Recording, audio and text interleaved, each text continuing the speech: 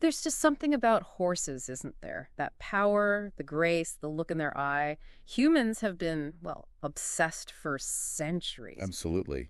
From cave walls right up to Instagram today, it's a deep connection. Yeah, Ryder Welt calls it that special magic, doesn't it? That link to nature. So, welcome everyone to the deep dive. Today, we're really getting into equestrian photography. We are. We'll look at how it all started, how we capture these amazing animals now. And we'll cut through the noise for you, give you the key insights, the surprising facts. So, if you love these images, you're in the right place. Definitely. And speaking of finding great stuff, you should check out the All Sorts podcast. Seriously, it's where curiosity just takes off. We explore all sorts of fascinating topics. Good place to be. Totally. So subscribe on YouTube, give us a like. That really helps fuel what we do, and share it around if you know people who'd be interested. And check out the back catalog, too. Lots of deep dives there. Oh, yeah, loads. And join the All Sorts podcast community over on X, Instagram, and Threads. Lots of chat happening there. Okay, let's get into it. Early horse art. It wasn't quite like photos, was it? Not at all. Think about those old paintings Art Tours mentions. Very specific poses, standing still, maybe a slow trot, rearing up. Right, very noble looking. More about status than how a horse actually moved. Exactly. It was symbolism, conveying power, control, not really about capturing, say, a gallop accurately. So then photography comes along. How did that shake things up? Well, it was revolutionary, really. Suddenly you had a tool that could capture, well, maybe closer to objective truth, especially motion. And that leads us to Edward Muybridge, I assume. Big name in this field. The key name, arguably, for motion. He was working back in the 19th century, driven by this scientific curiosity about how animals moved. And wasn't there that famous question about galloping? Yes, the unsupported transit. Smithsonian Magazine talks about this big debate.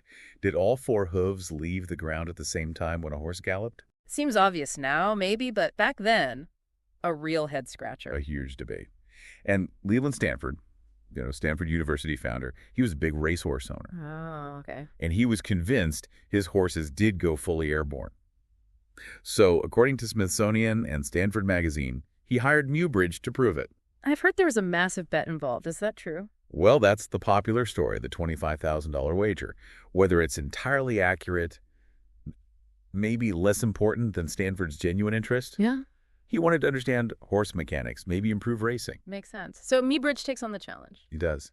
But his first attempts around 1873, Wikipedia mentions, they were tough. Exposure times were just too slow. Right, you just get a blur. Pretty much. He got this photo of Stanford's horse, Occident, and yeah, it was blurry. But Stanford thought he could just see that airborne moment, enough to keep going. So it was a start, but Muybridge wasn't satisfied with blurry, was he? It's not a chance. The Smithsonian piece really highlights his ingenuity. He developed these incredible mechanical shutters. Think about this. They could capture an image in 1,000th of a second. Wow, that's incredibly fast for that era. It was groundbreaking. And that led to the big test in 1878 at Palo Alto. He set up 12 cameras along a track. 12 cameras? How did that work? Each one was rigged with a tripwire. As the horses ran past Abe Edgington trotting, Sally Gardner galloping, they'd trigger the shutters one after another. Like a sequence. Very clever. And the results. Unmistakable proof. The photos, which Smithsonian, Wikipedia, and Stanford Magazine all document, clearly showed Sally Gardner with all four hooves off the ground mid-gallop. He did it. Stanford must have been thrilled. Absolutely. And the photos were so detailed, you could even see that Sally Gardner's saddle girth actually broke during the run. No way. That's incredible detail. It really is. That series, The Horse in Motion, is seen as early chronophotography. Wikipedia even says one card from it is basically the world's first bit of cinema. The first cinema. From proving a horse gallops. That's amazing. It really paved the way. And Muybridge didn't stop there. He invented the zoopraxiscope. Zoopraxiscope? What did that do? It was a device, as mentioned in those same sources, that projected the images in sequence onto a screen. It created the illusion of movement, a precursor to the movie projector. So he wasn't just taking stills, he was making them move. Essentially, yes. Early versions used drawings traced from the photos, but the concept was there. It was huge. And the art world must have reacted strongly. Suddenly their paintings looked wrong. Well, yeah, his photos showed inaccuracies in how artists traditionally drew galloping horses. It caused a stir. I bet. Wikipedia, Stanford Magazine, Art to Arts all mention this. Famous artists like Edgar Degas actually started looking at Muybridge's photos to make their own work more accurate, more dynamic. So it forced artists to see differently. It really did.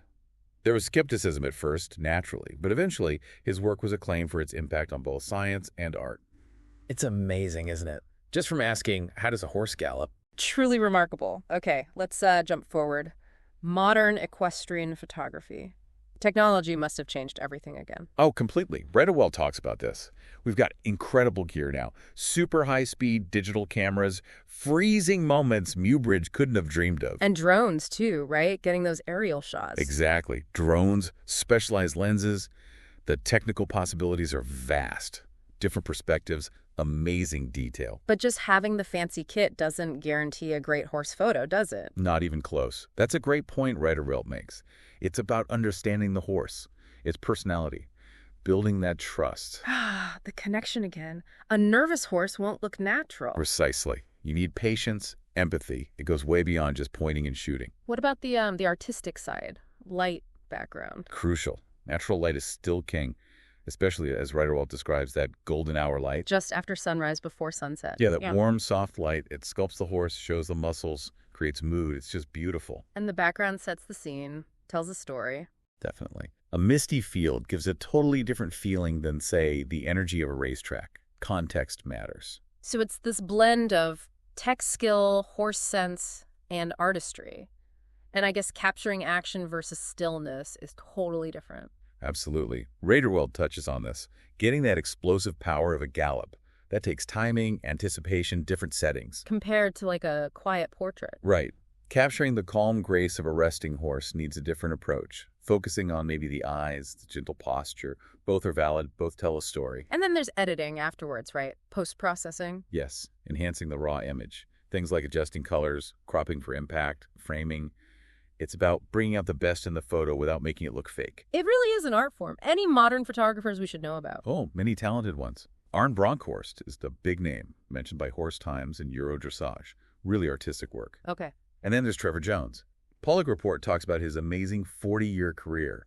Photographed racehorses, studs, all over the world, even for royalty. Wow, 40 years. Yeah, he did some innovative stuff like photographing stallions on a move, which sounds challenging.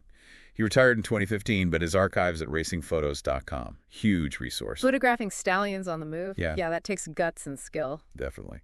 You know that image we looked at? The Frisian silhouette against the bright sky?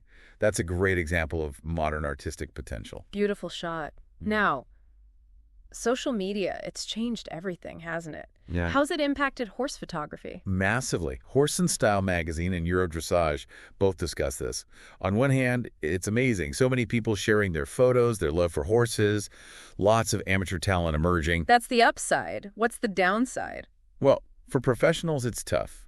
Issues with copyright, images getting stolen or used without permission. Right. People just grabbing photos online. Exactly. Euro Dressage points out it's a serious issue. Copyright infringement. It devalues the professional's work and skill. It can even lead to legal trouble. So it's important to respect that. Professionals bring a level of quality, documentation for events, that artistic eye. Absolutely. They captured the athleticism, the beauty, in a way that goes beyond just a quick snap.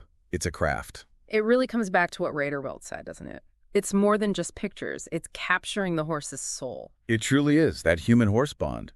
It connects back to all that art history we talked about, that enduring fascination. Yeah, it resonates deeply, brings back memories, immortalizes these incredible animals. Precisely. So, quite a journey. From those first attempts to freeze motion to today's incredible images. We've seen Muybridge's breakthroughs, the art and tech of modern shots, even the challenges of the digital age. It's been fascinating to track. So here's something to think about as we wrap up. Yeah. We've seen how the camera lens changed how we see horses, from blurry glimpses to soul-bearing portraits. How much has that shaped our actual understanding and appreciation of them? Good question. And looking forward, as imaging tech keeps leaping ahead, what new ways of seeing, what new perspectives on these animals might be just around the corner? Makes you wonder, doesn't it? It does. Well, like a perfectly captured moment, let this deep dive propel you to explore more. Please do subscribe to the All Sorts podcast on YouTube. Every like helps. It really does. And share it if you enjoyed it. Dive into our archives for past deep dives and definitely join the All Sorts podcast community conversations on X, Instagram, and Threads. keep exploring. Exactly. Let the All Sorts podcast be your go-to stable for knowledge and discovery. Thanks for joining us.